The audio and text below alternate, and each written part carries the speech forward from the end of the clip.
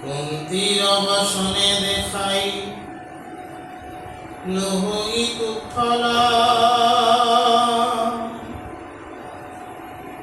শ্ৰবণাদি পৰ হইল যাহাৰ সকল নোহিব সংসাৰতো তাৰ দুখৰ কাৰণ শুনিও কহুৱাবে বিত্তৰব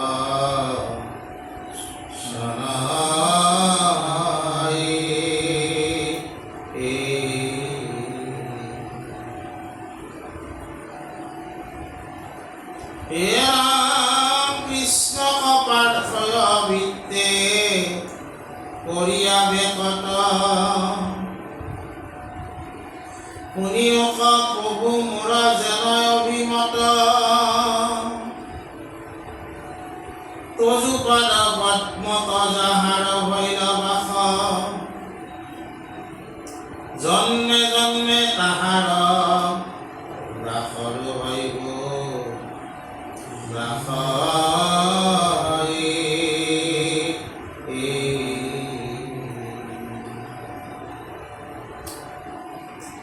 পৰোক কীৰ্তন বাকে তোমাৰ কামনে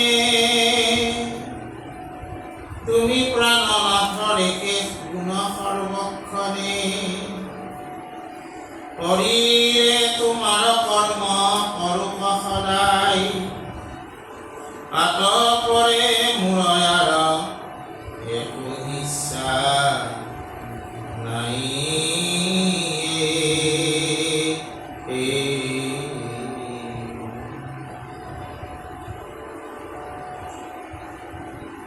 বিত্তৰ প্ৰাৰ্থনে আকৌ জানিবা নিশ্চয়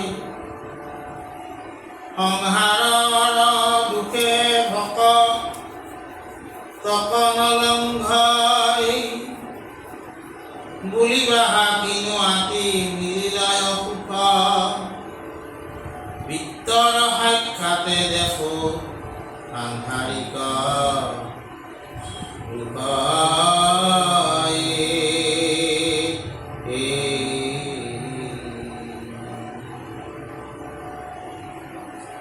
কাটিলন্ত কিৰতাৰে ইন্দ্ৰে ব্ৰজহানি নাহি ভকতৰ দুখ বৃথা বোলাবানি নকৰিবা মনে ইটো সংশয়ৰ কথা আৰু ভকতৰ দুখ নাহি কোন কথা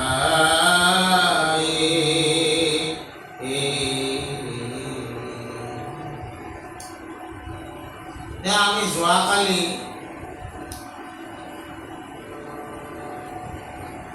আমি আলোচনা কৰিছিলোঁ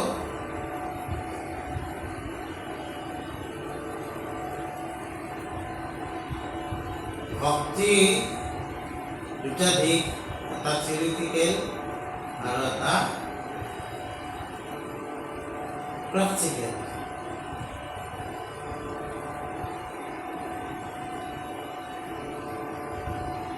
কালি আমি কুন্তীৰ কথা অলপ আলোচনা কৰিছিলোঁ। আজি আৰু এজনৰ কথা কৈছে, সেইজন হ'ল বিদ্যাসুৰ।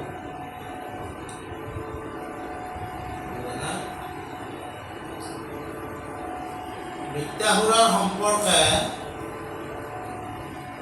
ভাগৱতত বৰ্ণনা আছে ৬ষ্ঠ স্কন্ধত।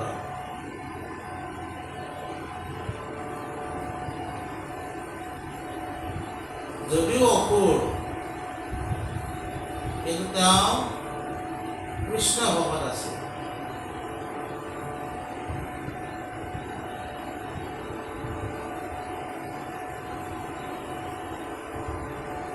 বিদ্যাসুৰৰ উদ্ভৱ কেনেকৈ হ'ল?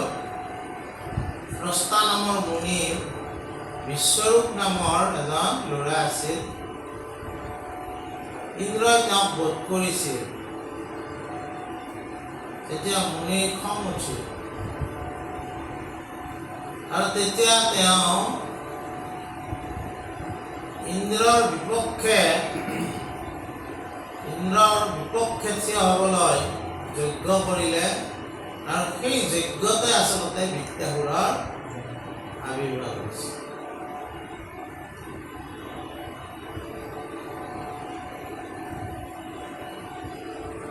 তেওঁ যেনেকৈ হিৰণ্যকশিপুৰ কিছুমান বৰ পাইছিল, বিদ্যাসুৰক তাৰমানে কোনো পৃথিৱীত থকা লোহা কিবা কিবি দিয়ে তেওঁক হেৰি কৰিব নোৱাৰি। তাৰমানে দধিচি মুনিৰ হাড়েদি বজ্ৰ বনাইছিল। দধিচি দেশ ত্যাগ কৰিব লগা হৈছিল। এই হাড়েদি বজ্ৰ বনাই ইন্দ্ৰৰ লগত সেই বজ্ৰৰ আঘাতত বিদ্যাসুৰৰ মৃত্যু হৈছিল। কিন্তু বিদ্যাসুৰ, মই ক'লোঁ যে এজন ভকত আছিল। পূৰ্বতে তেওঁ চিত্ৰকেতু ৰজা পূৰ্বজন্মত আছিল। তেওঁ সেইটো চিত্ৰকেতু ৰজাও বৰ ঈশ্বৰৰ ভকত আছিল। কিন্তু তেওঁ পূৰ্বজন্মত এটা অলপ ভুল কৰিলে, অলপ শিৱই তাৰমানে পাৰ্বতীক আলিংগন কৰি থকা দেখা পায়। তেওঁ ক'লে যে জগতৰ লোকে তোমাক দেৱাদিদেৱ মহাদেৱ বুলি জানে, পৰম বৈষ্ণৱ বুলি তুমি পৰিচিত, বৈষ্ণৱে এইবিলাক কি কাৰ্য কৰি আছে? শিৱই একো কোৱা নাই, কিন্তু দুৰ্গা বা পাৰ্বতী একে কথা, তেওঁ বেয়া পালে কথাটো, আৰু তেওঁৱে তাৰমানে অসুৰ যোনিত জন্ম হোৱাক লাগি কি কৰিলা? শাপ দিলে। ভাগৱতে কৈছে যে সেই সময়ত যিহেতু তেওঁ কৃষ্ণৰ ভকত আছিল, ভকতেও শাপ দিয়াৰ মানে ক্ষমতা আছিল, তেওঁ মানি ললা কথাটো, লৈ তেওঁ অসুৰ যোনিত জন্ম হৈছে। পূৰ্বৰ পৰা ভকত নহয় তেওঁ, গতিকে বিদ্যাহুৰ হৈ থকাৰ সময়তো তেওঁ কৃষ্ণক স্তুতি কৰিছে। ভাগৱতত সেই স্তুতি সম্পৰ্কে বিশদ বৰ্ণনা আছে। এই স্তুতিত তেওঁ কি বুজিছিল যে হে ভগৱন্ত,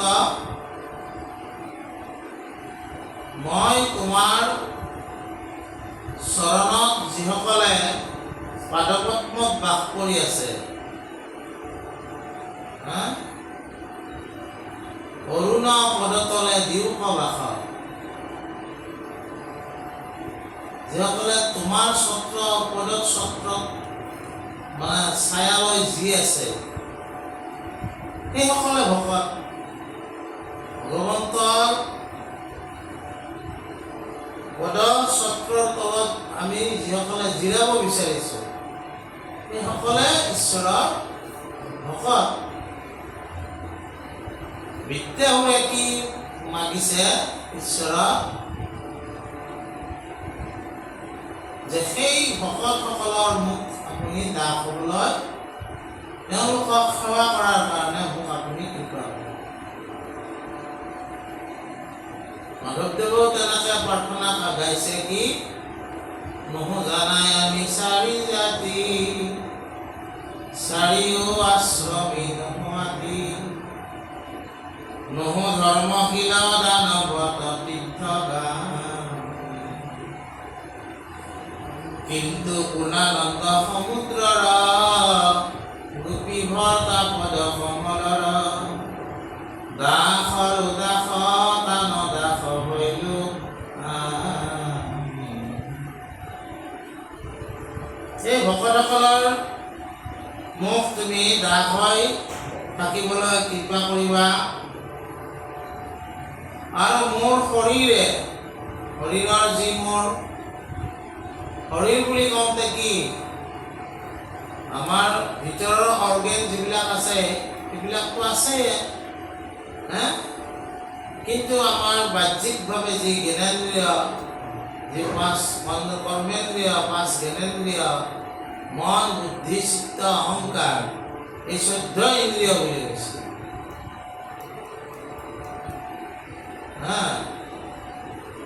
এই 14 ইন্দ্ৰিয়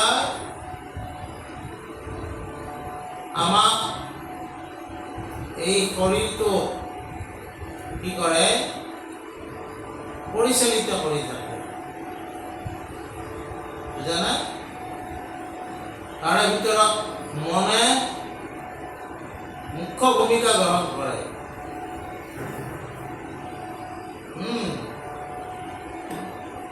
এতিয়া কথাটো হ'ল কি? বিদ্যাহুৰে ভগৱন্তক কি প্ৰাৰ্থনা কৰিছে? যে এই 14 ইন্দ্ৰিয়,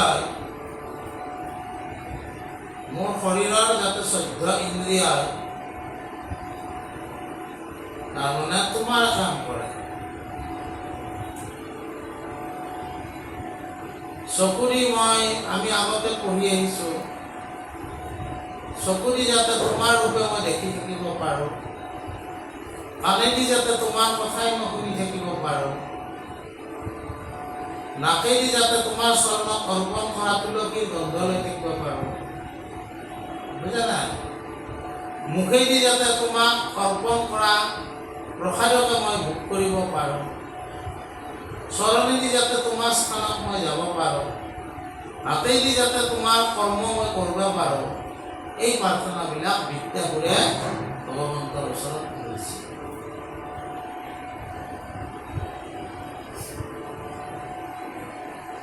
আৰু এই যিটো এই প্ৰাৰ্থনাতে তাৰমানে ভক্তি প্ৰাপ্তিকে হয়।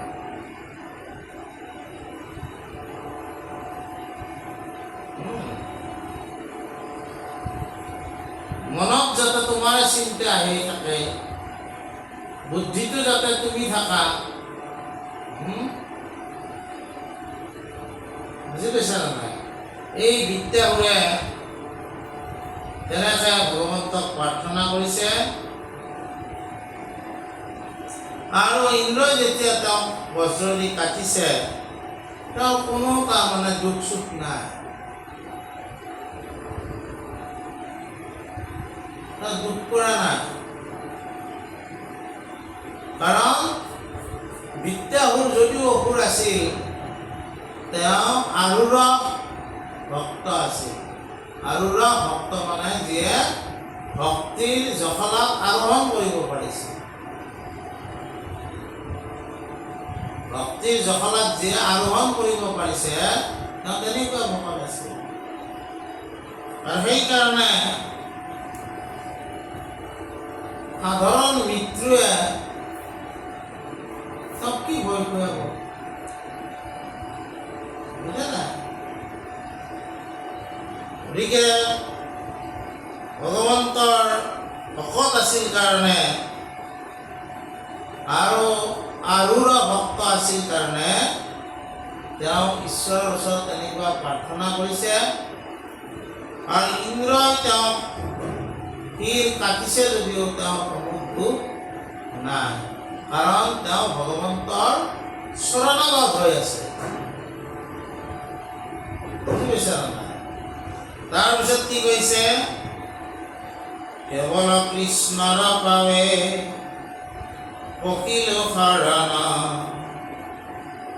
তানে গুণ নাম কৰে শ্ৰৱণ কীৰ্তন, এতে কতে ইহ পৰ লোক দুখ যত, নথাকয় শেষ নিৰন্তৰে হুৱে হত। তাৰমানে কি কৈছে? যে ভগৱন্তৰ ওচৰত যেতিয়া শৰণাগত হৈছে, শৰণ মানে আশ্ৰয়, আৰু শৰণাগত হয় ভগৱন্তৰ গুণ নাম শ্ৰৱণ কীৰ্তন যিয়ে কৰাইছে, তেওঁৰ ইহলোকৰ দুখবিলাক ক্ৰমাগতভাৱে শেষ হৈ আহিছে।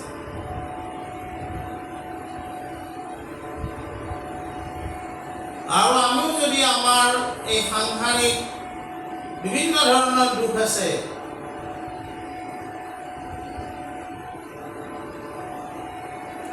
বুদ্ধদেৱে দুখৰ কাৰণে আমাৰ মনুষ্য জন্ম হোৱা বুলি কৈছে, বুজে নাই? কবিৰ দাসেও কৈছে,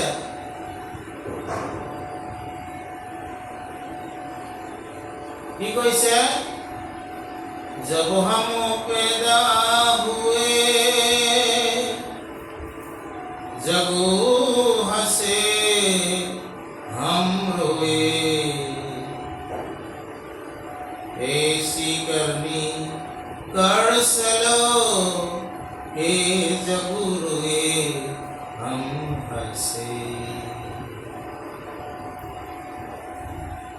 আমি যেতিয়া জন্ম পাওঁ সকলোৱে আমি কান্দিছোঁ পৃথিৱীলৈ আহোঁতে, আৰু ঘৰৰ মানুহবিলাকে মিঠাই বিলাই হাঁহিছে। আমাৰ ঘৰত এটা ল'ৰা জন্ম পালে, আমাৰ ঘৰত এজনী লক্ষ্মী আহিলে, ছোৱালী হ'লে লক্ষ্মী, হয় নাই?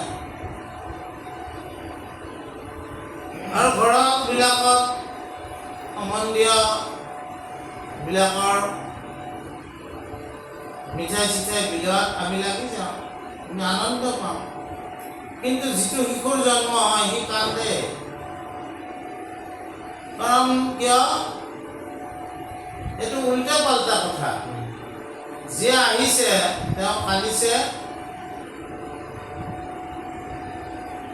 আৰু যিয়ে যাবলৈ ওলাইছে তেওঁ হাঁহি হাঁহি কৈছে আমি কান্দিছোঁ তেওঁৰ কাৰণে। যেতিয়া মানুহৰ মৃত্যু হয়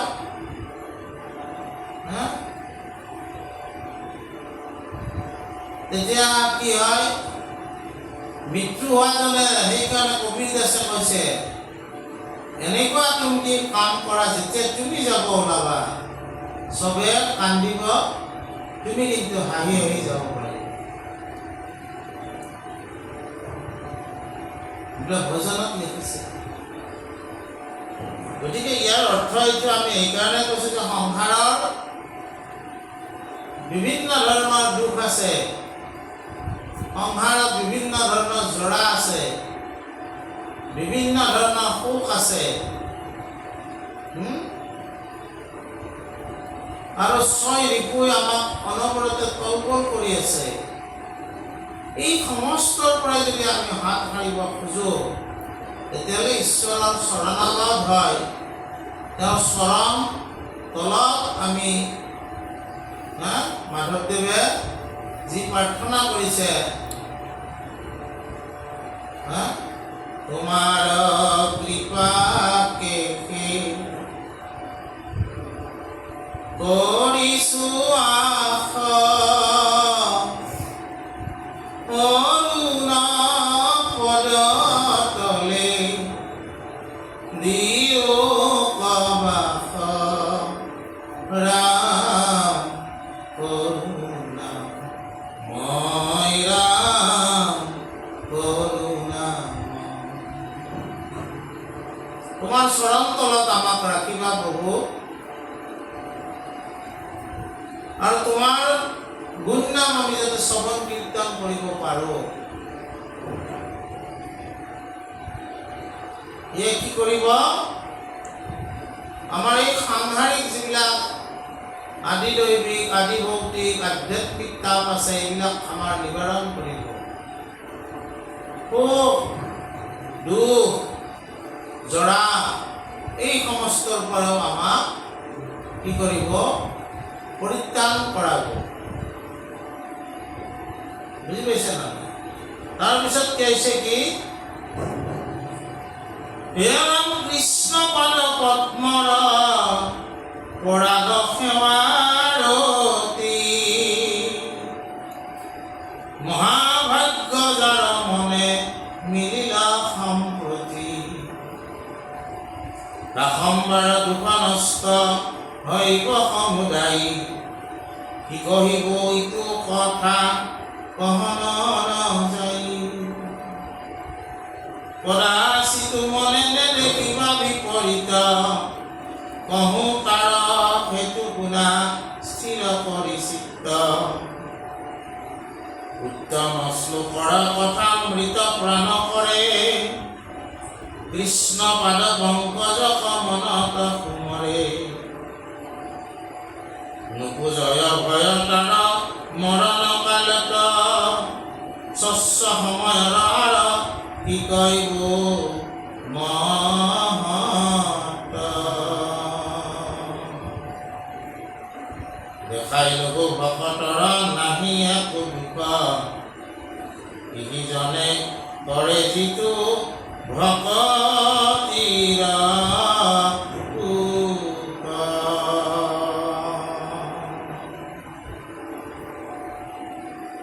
ভগৱন্তৰ চৰণাবিন্দ সকলৰ কাৰণত ৰত্নাৱলীয়ে কৈছে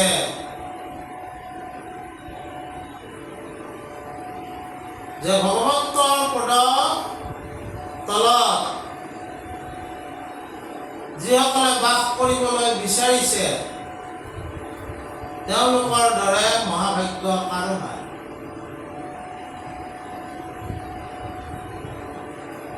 নহয়,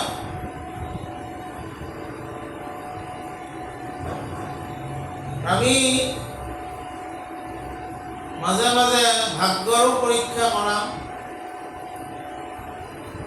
হয়নে নাই? ডাঙৰ ডাঙৰ মেলাবিলাকত ভাগ্যৰ পৰীক্ষা চকৰি খেলাও হয়।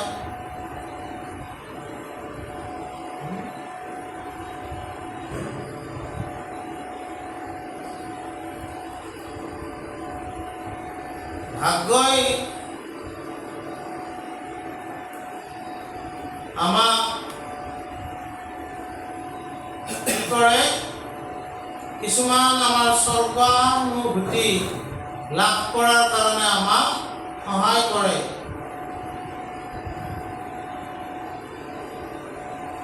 আমি সুখ বুলি ভাবোঁ সেইবিলাক, কিন্তু এইবিলাকক মহাভাগ্য বুলি কোৱা নাই। মহাভাগ্য বুলি কাক কৈছে? যিয়ে ভগৱন্তৰ শৰণাপন্ন হৈ তেওঁ জীৱন অৰ্পিত কৰিছে। কাৰণ কিয়?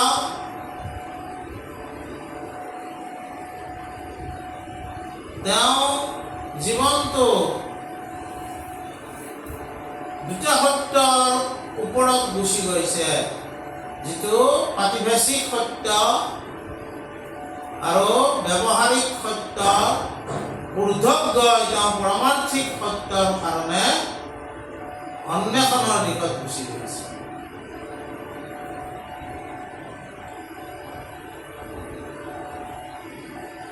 তাৰমানে কি?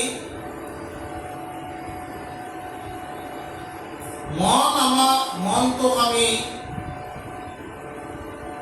ভাগ কৰিছো কি? চেতন মন, অৱচেতন মন আৰু অচেতন মন।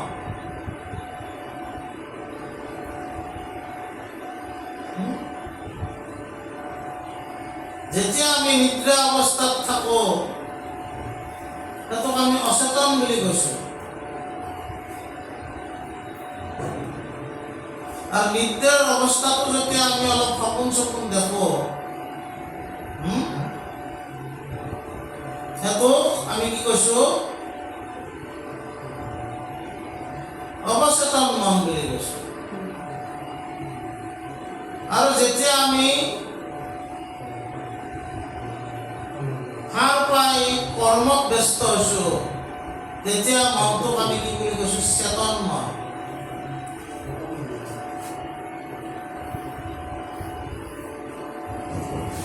কিন্তু আমাৰ শাস্ত্ৰই কি কৈছে? যদি চেতন মনে হয়, তেতিয়াহ'লে মহাপুৰুষ মাধৱদেৱে ব্ৰহ্মাই আদি কৰি জীৱ-জগত ৰাম ৰাম ৰাম ৰাম ৰাম মায়া সজ্জা মাদে আশয় ঘুমতি যায়, তুমি হে চৈতন্য সনাতন ৰাম ৰাম ৰাম ৰাম ৰাম, আমি অচেতন নিউকনাথ গাই।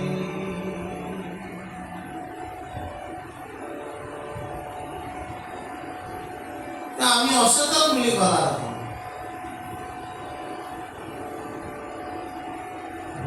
আমি মনক কি বুলি ক'লো? যে আমি চেতন, অৱচেতন আৰু অচেতন। কিন্তু শাস্ত্ৰই আমাক ক'লে যে আমি আচলতে অচেতনে। সেইকাৰণে তুমি চৈতন্য, তুমি আমাক জগাই লৈ যোৱা। কিহৰ কাৰণে ক'লা? এই যিটো প্ৰাতিভাষিক সত্য আৰু যিটো ব্যৱহাৰিক সত্য, এই দুটা সত্য যিজনে পাৰমাৰ্থিক সত্যৰ পিছত লাগি যায়, তেওঁৰ কাৰণে এই দুটা অসত্য হৈ যায়। অলপ কথাটো জটিল হৈছে বুজা। আমি ৰাতি যিটো সপোন দেখিছো আৰু জাগি থাকোঁতে যিটো চৈতন্য বুলি ভাবিছো, জনক ৰজাই যেতিয়া অষ্টাবক্ৰ ঋষিৰ ওচৰলৈ যায়, তেওঁ সপোনটোৰ কথা মই আগতে কৈছো যে ৰাতি মই তেনেকৈ সপোন দেখিলো, মই ভিক্ষা খুজিছো, আৰু সাৰ পোৱাৰ পিছত মই দেখিলো ময়ে দেখোন জনক ৰজা। ভিক্ষাৰী জনকজন সঁচা না এই ৰজাজন সঁচা? কোনজন সঁচা? এতিয়া অষ্টাবক্ৰ ঋষি কৈছিলে দুইটাই মিছা। সেইটো প্ৰাতিভাষিক সত্য সপোনটো, আৰু এইটো হ'ল ব্যৱহাৰিক সত্য। প্ৰাতিভাষিক সত্য ব্যৱহাৰিক সত্যই তাক তল পেলায়। ব্যৱহাৰিক প্ৰাতিভাষিক সত্য আৰু ব্যৱহাৰিক সত্য কোনে তল পেলায়? মানে চেতন যিটো ভগৱন্ত, যিটো আমি চৈতন্য বুলি কৈছো, এই চৈতন্য যিটো অৱস্থা, এই চৈতন্যক জানিবৰ কাৰণে যিটো ভক্তি আমি কৰা হয়, তুমি আমাক জগাই দিয়া, তেতিয়া এই দুটা সত্যৰ মূল্য নোহোৱা হয়। তেতিয়া পাৰমাৰ্থিক সত্যৰ ফালে মানুহে গমন কৰে। আৰু সেইকাৰণে মাধৱদেৱ পুৰুষে কি কৈছে, আমি অচেতন নিয়োগ নাথ। বুজি পাইছা? গতিকে আমাৰ আজি ৰত্নাৱলীত কৈছে কি, যে এই মহাভাগ্য যাৰ উদয় হৈছে, যে ভগৱন্তৰ চৰণ তলত থকাৰ কাৰণে ইচ্ছা তেওঁৰ জন্ম পাইছে, তেওঁৰ মহাভাগ্য উদয় হৈছে। আৰু সেই মহাভাগ্যৰ কাৰণে তেওঁৰ মন, চঞ্চল মন, যি অধোগামীৰ ফালে আমাক লৈ যায়, সেই মনক ঊৰ্ধ্বগামী কৰিব পাৰিছে।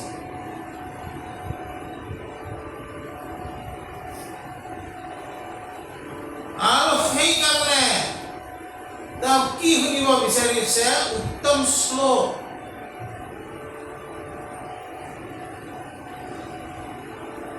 উত্তম শ্লোক কোনবিলাক? শ্ৰীমদ ভাগৱতৰ শ্লোকবিলাকক উত্তম শ্লোক বুলি কোৱা হৈছে।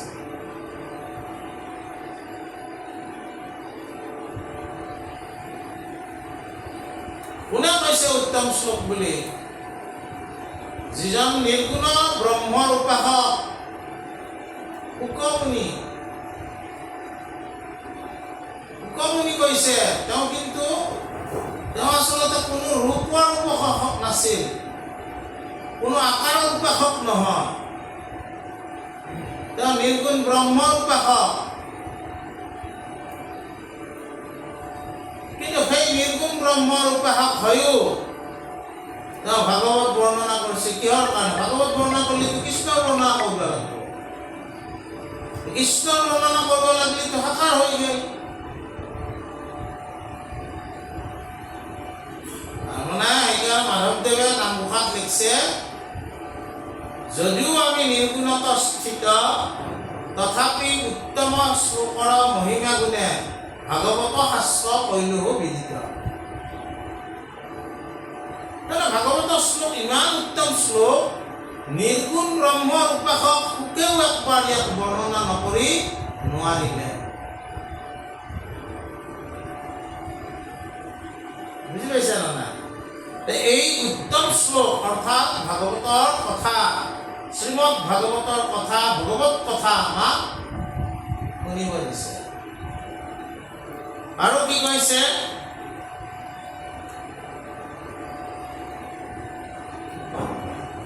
এই শুনাবিলাকে আমাক কি কৰিব? আমি কিয় শুনিব লাগে? কিয় ৰাম নাম আমি লৈ থাকিব লাগে? হজমিলে দেখোন একবাৰ নাৰায়ণ নাম লৈ কিনে মানে বিষ্ণুটোত আহি গৈছে। আমি কিয় বাৰে বাৰে লৈ থাকিব লাগে? কিয় লৈ থাকিব লাগে? আজি আমি এইখিনি সময় শুনিছো, ইয়াৰ পিছৰ সময়ৰ পৰা আকৌ তাৰমানে আমাক মায়াই আগুৰি ধৰিব, ইয়াক আকৌ ধাপন কৰিব। তুমি যদি নিৰন্তৰে ভগৱন্তৰ নাম সদায় স্মৰণ শ্ৰৱণ কীৰ্তন কৰি থাকা, এই ওপৰত ঢাপনিখান কৰিব নোৱাৰে।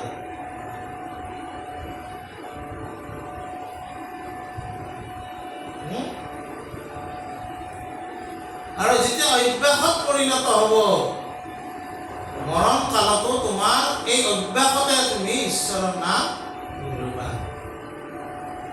বা মনত পৰিব।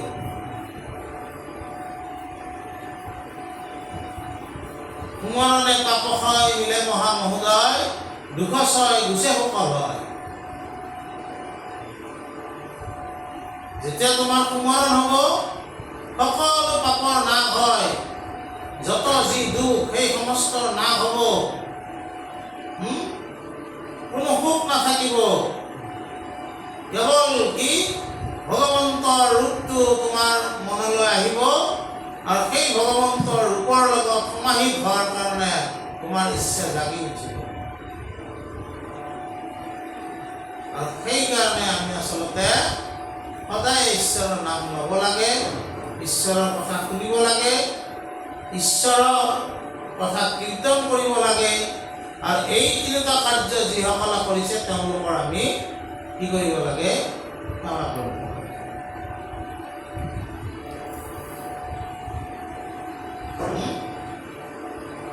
আৰু এই সেৱাৰ ভকতৰ সেৱা, শ্ৰৱণ স্মৰণ কীৰ্তনটো ভকতে কৰিব, এই ভকতৰ সেৱাও আমি কৰিব লাগে।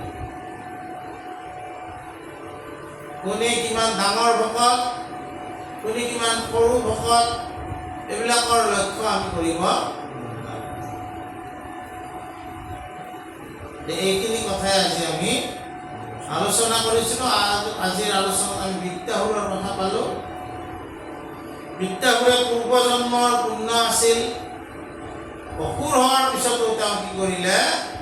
কৃষ্ণ স্তুতি কিন্তু তেওঁ বাদ দিয়া নাই। যাৰ ফলত যি ইন্দ্ৰই বাৰম্বাৰ তেওঁ ইন্দ্ৰপত্যু ভাঙে বুলি ভয় কৰি থাকে, কিন্তু বিদ্যাসুৰে বজ্ৰ কাটাৰ পিছতো তেওঁ ভয় কিন্তু যাব।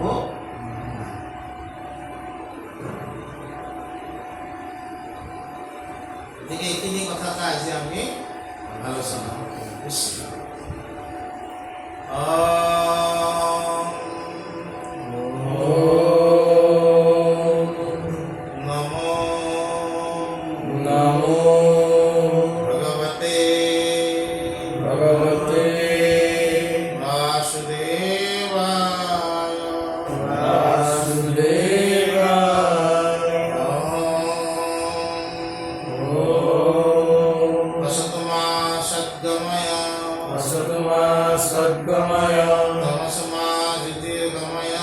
Tamasama Jyotirgamaya